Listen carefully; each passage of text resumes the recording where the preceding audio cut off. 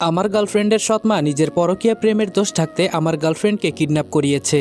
একটু আগে আমি রাস্তা দিয়ে হেঁটে যাচ্ছি, এমন সময় পেছন থেকে আমার বন্ধু সাজিদ আমাকে ডাক দিয়ে বলল, ওই রনি দাঁড়া, তোর সাথে কথা আছে। কথাটা শুনে আমি পেছনে ফিরে তাকালাম আর বললাম, কি রে, কি হয়েছে? সাজিদ বলল, তোর গার্লফ্রেন্ডকে কে বা কারা জানি তুলে নিয়ে গিয়েছে। আমি অনেক আটকানোর চেষ্টা করেছি কিন্তু পারিনি। কথাটা শুনে সবার আগে আমার সন্দেহ হলো ওর সৎমায়ের উপর। কেনই বা ওর সৎমায়ের উপর সন্দেহ হয়েছে তা আপনারা পরেই বুঝতে পারবেন। কিডন্যাপের কথা শুনে মনে হচ্ছে আমার পায়ের নিচের মাটি সরে যাচ্ছে, কারণ এই পৃথিবীতে আমার গার্লফ্রেন্ড অনেক অসহায়। মেয়েটাকে এই দুনিয়াতে বোঝার মতো শুধু আমি আছি, কারণ আমার গার্লফ্রেন্ড কথা বলতে পারে না, সে হলো বোবা। ওর নাম হচ্ছে রিয়া। রিয়াকে আমি অনেক ভালোবাসি, বলতে পারেন নিজের জীবনের থেকেও অনেকটা বেশি। এই পৃথিবীতে আমি ছাড়া ওর আপন বলতে কেউ নেই, যে কিনা তাকে নিঃস্বার্থভাবে ভালোবাসে, নিঃস্বার্থভাবে পাশে থাকে। রিয়ার মাও এই দুনিয়াতে বেঁচে নেই, যে আছে সে হলো রিয়ার সৎমা। যখন ওর মা মারা যায়, রিয়ার বাবা দ্বিতীয় বিয়ে করে নেয় আর ওর বাবা প্রবাসে থাকে, এজন্য বাবার ভালোবাসা থেকে বঞ্চিত। মাঝে মাঝে আমাকে জড়িয়ে ধরে কান্না করে, একটু সুখ পেত আমাকে বুকে জড়িয়ে নিয়ে ওর দুঃখের কথাগুলো শেয়ার করে। সৎ মায়ের অত্যাচারে আর অবহেলায় দিন শেষে মেয়েটা শুধু একটু সুখের আশায় আমার কাছে আসতো। আমার কাছে তার সকল সুখ দুঃখের কথা শেয়ার করত আর বলতো, আমাকে নিজের কাছে নিয়ে যাও না, সারা জীবন তুমি আমাকে আগলে রাখো প্লিজ। আমার ওইখানে দম বন্ধ হয়ে আসে। আপনারা হয়তো ভাবছেন বোবা মেয়ে কিভাবে কথা বলছে, আসলে আমি ওর প্রতিটা ইশারা বুঝতে পারতাম। প্রথম দিকে একটু কষ্ট হতো, কিন্তু আস্তে আস্তে অভ্যাস হয়ে গেছে। ভালোবাসা বলতেও তো একটা কথা আছে, তাই না? সাজিদকে বললাম, আচ্ছা তুই যা, তোর সাথে পরে কথা হবে। এটা বলেই আমি চলে গেলাম। হঠাৎ করে মাথায় এলো রিয়ার সৎমা হয়তো কিছু জানে। রিয়াদের বাসার সামনে গিয়ে কলিং বেল বাজাতে রিয়ার সৎমা দরজাটা খুলে দিল। গিয়ে দেখি ওর সৎমা পায়ের উপর পা তুলে কার সাথে যেন ফোনে হেসে হেসে কথা বলছে।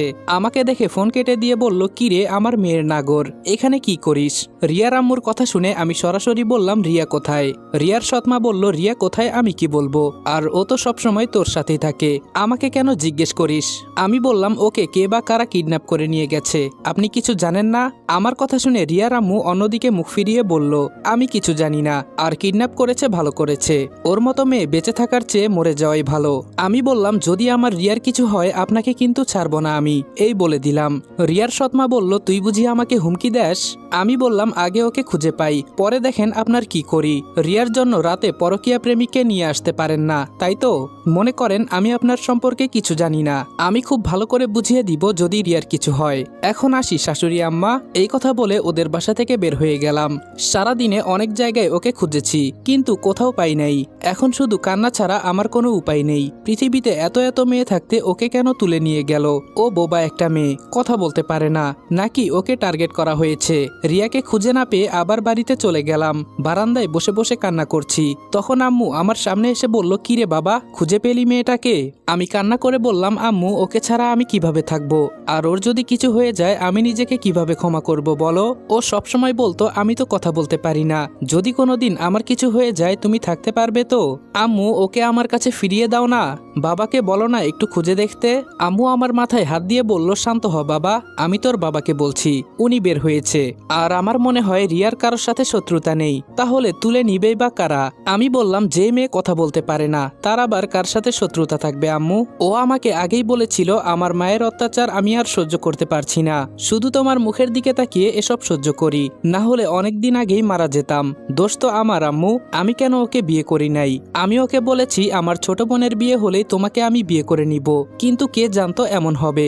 আম্মু আমার মাথায় হাত দিয়ে বলল, বাবা বসে থেকে কান্না করলে কি হবে, যা তুই গিয়ে একটু খুঁজে দেখ মেয়েটাকে পাস কিনা, না হলে থানায় যা, গিয়ে পুলিশের সাথে কথা বল, এভাবে বসে থাকলে কোনো কিছু সমাধান হবে না।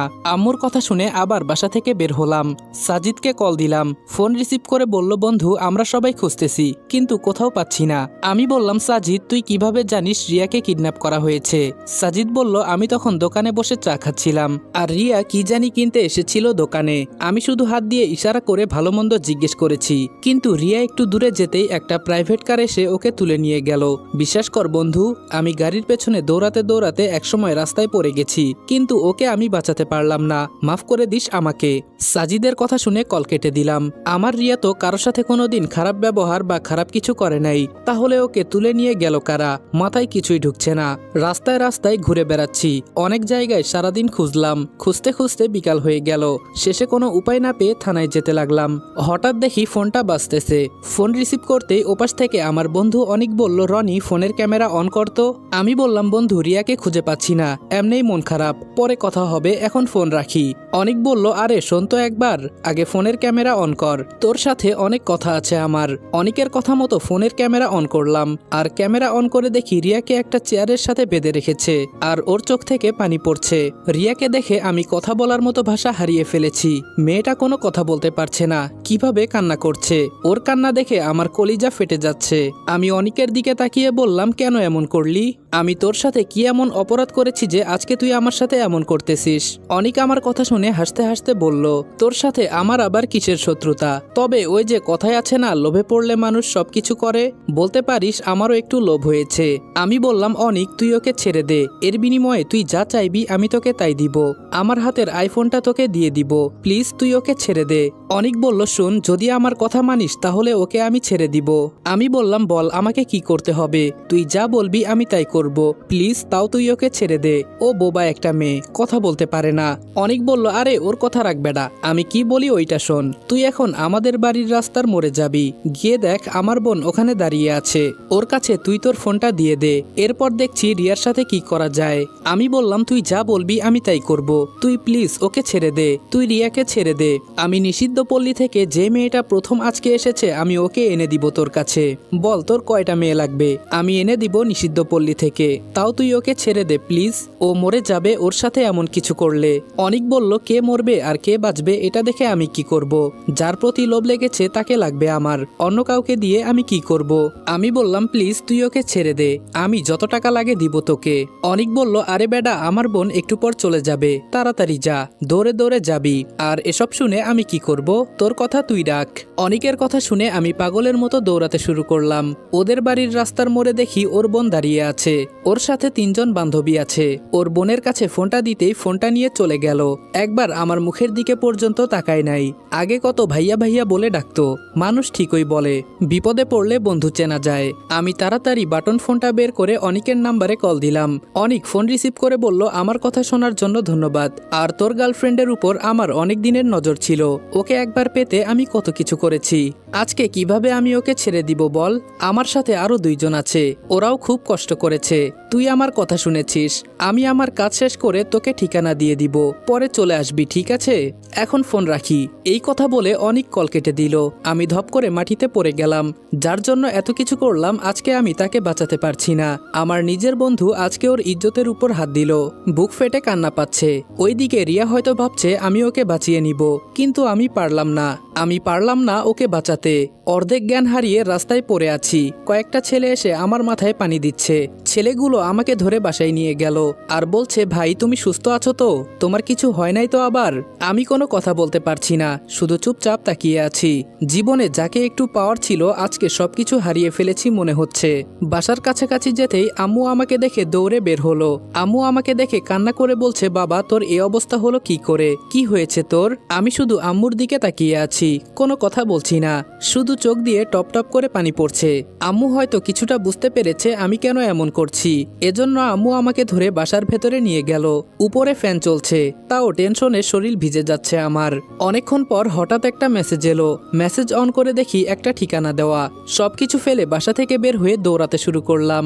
আম্মু পেছন থেকে চিৎকার করে বলল, বাবা তোর শরীর ভালো না, এখন আবার কোথায় যাস দৌড়ে? অনিকের দেওয়া ঠিকানা অনুযায়ী চলে গেলাম। একটা ভাঙা ঘর দেখা যাচ্ছে, তাড়াতাড়ি ঘরের ভেতরে ঢুকে গেলাম। সামনে তাকিয়ে দেখি রিয়া মাটিতে উলঙ্গ অবস্থায় পড়ে আছে, আর ওর অর্ধেক শরীর রক্তে লাল হয়ে আছে। দৌড়ে রিয়ার কাছে চলে গেলাম, আমি ওকে টান দিয়ে কোলে নিলাম। রিয়া আমার চোখের দিকে তাকিয়ে কান্না করছে, আর ওর শরীরের প্রতিটা নখের আঁচড় দিয়ে রক্ত বের হচ্ছে। চোখের ভাষায় বলছে, আমাকে ফেলে চলে যাও, আমার এখন কিছুই নাই তোমাকে দেওয়ার মতো, আমার এখন মরে যেতে ইচ্ছা করছে। তোমার বন্ধু আমার সাথে কেন এমন করলো? ও তো তোমার বন্ধু ছিল, আমি ওকে বিশ্বাস করতাম আর ও এমন করলো। পাশ থেকে রিয়ার কাপড় নিয়ে ওগুলো পরিয়ে দিলাম। রক্তে আমার শরীর প্রায় লাল হয়ে আসছে। রিয়া রিয়া ইশারা দিয়ে বলল, আমি হয়তো আর বেশিক্ষণ বাঁচব না। ওরা আমার শরীরে নখ দিয়ে আছড়ে কি করেছে দেখো। হঠাৎ বাহিরে গাড়ির শব্দ শুনতে পেলাম। তাড়াতাড়ি রিয়াকে নিয়ে বাহিরে গেলাম। গিয়ে দেখি বাবা এসেছে। রিয়াকে গাড়িতে তোলার পর বাবা বলল, কারা ওর এই অবস্থা করেছে। বাবার কথা শুনে আমি কিছুই বললাম না, শুধু রিয়ার হাত ধরে ওর দিকে তাকিয়ে আছি।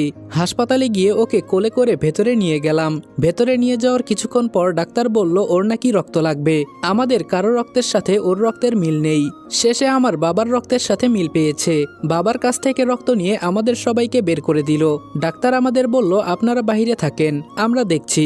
হাসপাতালে সবাই এসেছে। আম্মু তো আমার মাথায় হাত দিয়ে শুধু বলছে, কান্না করিস না বাবা, যা হয়েছে তার জন্য কান্না করলে কি সব ঠিক হয়ে যাবে? পরে এই বিষয়ে কথা বলবো, এখন রিয়া একটু সুস্থ হোক। এর মাঝে সাজিদ বলল, রনি, কে বা কারা এমন করেছে, জানতে পারলি কিছু? আমি চোখের পানি ছেড়ে দিয়ে বললাম, সেদিন আমার আম্মু নিজ হাতে বিরিয়ানি রান্না করে আমার সব বন্ধুদের খাওয়ালো।